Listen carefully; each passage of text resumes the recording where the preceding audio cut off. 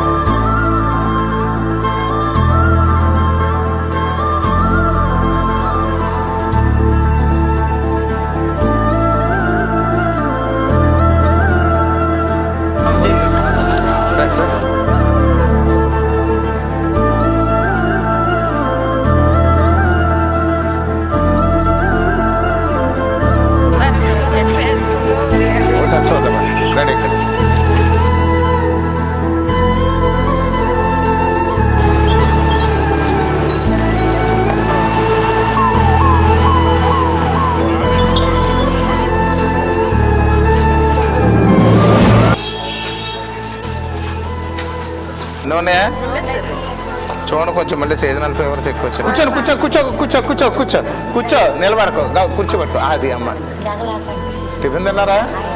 మధ్యాహ్నం భోజనాలు కూడా వస్తాయి. వర్షం అంతా తగ్గిన తర్వాత చూసుకుని వెళ్తారు. కానీ మీరు ఎవరో కంగారు పడకండి అమ్మా, శుభ్రంగా చూస్తారు. మధ్యాహ్నం భోజనం అది వస్తాయి.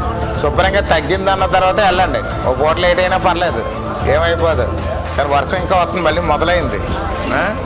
ఎంఆర్ఓ గారు, ఎంపీడీఓ గారు, స్పెషల్ ఆఫీసర్ గారు కూడా బ్రహ్మాండం చూస్తారు. మందులు అందుబాటులో ఉంటాయి.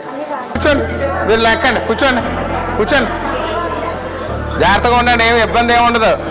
భోజనం పెడతారో మంచినీళ్ళు ఇస్తారో ఏ ఇబ్బంది లేకుండా. టీ కూడా ఏర్పాటు చేయించండి మేడం. జాగ్రత్త, బాగా చూసుకుంటారు ఆఫీసర్లు, మంచి ఆఫీసర్లు మనకి.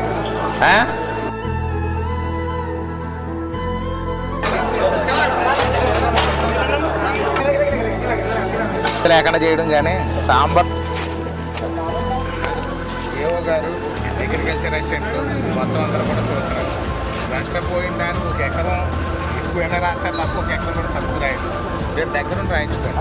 కాబట్టి తర్వాత గవర్నమెంట్ ఏం డిసైడ్ చేస్తే అది అవుతుంది. కానీ మీరు రాయడంలో లోపం లేకుండా ఎవరికీ కూడా పార్టీలు అనేది కానీ కులాలు అనేది కానీ ఎక్కడ ఏ ఇబ్బంది లేకుండా 100% ట్రాన్స్పరెంట్గా రాసుకోండి.